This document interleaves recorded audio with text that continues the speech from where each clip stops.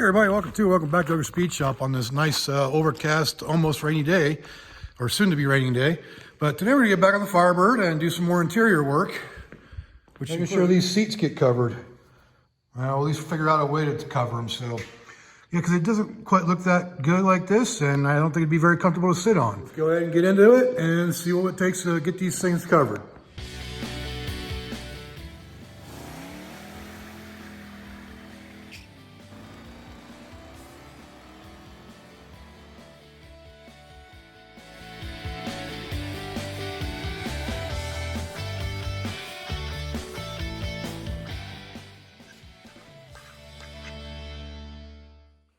Yeah, first things first, of course, I get these seats out, or the frames out. And right down here, there's a little hook. You just push it back, lift it up, and the bottom seat comes out. That simple.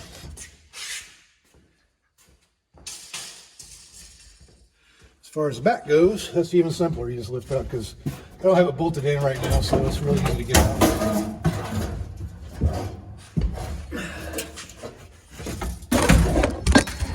Down we go. Gravity. And I just bashed my shit through. That was awesome. All right, so first things first, somebody mentioned I didn't paint this last time, so also if you want to check out that video, I'll link it down in the description. The first time I modified these seats, so now it's painted. I painted it, so I put some rust reformer on it. And still finding little pieces of old material. But anyways, so let's get into actually putting the covers and everything back on it and see what we got to do to modify them. All right, so the first portion that goes on is this little burlap stuff. And originally, this was set up like this, I think, maybe, not definitely like that. Where it's two-piece. And it might have been on this side. Yeah, I think that's what it is. Either way, now, after cutting it and making it work, it looks like I don't need that extra little piece. I can just use this middle piece here. Because first you do the burlap and then there's going to be foam over top of that, so I think we're good on that. Let's see if it's better this way. Yeah. I gotta do something like that. And that'll work. I can live with that instead of having the extra piece on there. So the next piece will be the foam, and I'll be trimming that to fit, so let's get that on there.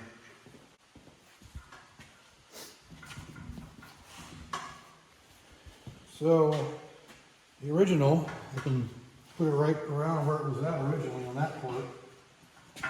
Just gotta get it centered. So that's where that one was at, that corner, and that corner's in place.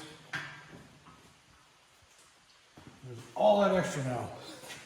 So we can cut some of that off. We cut, leave like 2 inches or so. And mark it. Yeah, about 2 inches, right about there. About there. Alright, so that should be for that.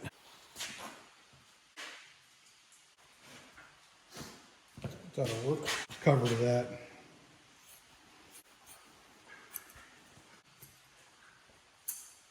There we go.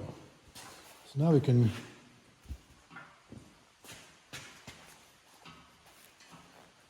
start putting our hog rings on for this part, because the width didn't need it, but just the length did. So let's go ahead and attach that now.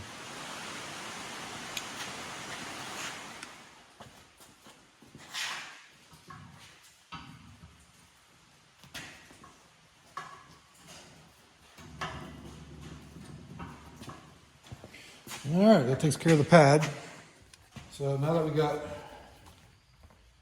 the pad on, let's see how far off the actual cover is. So let's see a couple hog rings in here too. Yeah, it's a little off now. Let's get it centered.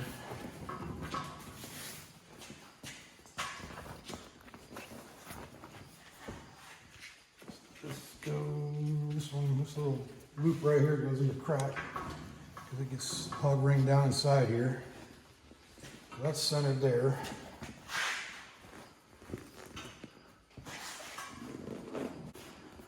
And how bad will it look if I just tuck that down underneath there to fill that gap? You gotta make that work.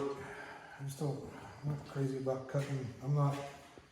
I don't know what I'm doing when it comes to upholstery, so I'm just kind of like winging it here. The way I see it, if I just get these tucked down underneath there like that, nobody's going to notice anyways because it's going to be in the car and up against the side. So if I just get the front to where it looks good, then it should be fine. Okay, so I got the bottom seat all hog ringed around, all the way around it.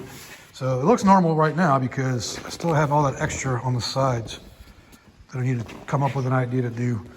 So that'll be the next thing. I figure the only thing you're gonna see is maybe this edge right here on the front. That's gonna be up behind the seats of the front, so I don't really think it's gonna matter. Like I could just shove it in there the way it is right now and make its own creases, but I kinda wanna tuck it in somehow so it's at least not noticeable. So that's what it's gonna be doing. That's where we're at with it. Just gotta figure out a place to put all the extra material. All right, so I got it all tucked in the corners, and I think it's gonna be just fine right where it's at. Nobody's gonna notice that being tucked in like that. Same on that side. That side's not all the way installed. This one's actually hooked up underneath on the seat, so it's in position. And as far as I'm concerned, that's as good as it's gonna get. So, and keep my original seat covers so they match the front seats. And we're good to go. So we just gotta do the back now. All right, so I've decided, since I'm very budget friendly and budget orientated, I'm gonna reuse the original padding. If you look at my old video, I was gonna see about getting new, but since I gotta cut a little bit of it off, I'll cut the burnt part off. It should be all right. And I looked at the new stuff, and it looks basically exactly the same. So to save 150, 180 bucks on just that piece of padding, I'm gonna go with the savings and just reuse it. Since basically I don't think anybody's even gonna be sitting in the back seat of this. It's just gonna be for looks. So I think it'll last just fine and be good. All right, so I got the padding trimmed down now. Yeah, it's not pretty, but even the new stuff doesn't look pretty. It's fine with me. Like I said, it's gonna be covered by the cover, which is in really good shape, and nobody's gonna see it. And it'll outlive me, so I'm not too worried. So let's get the cover on now.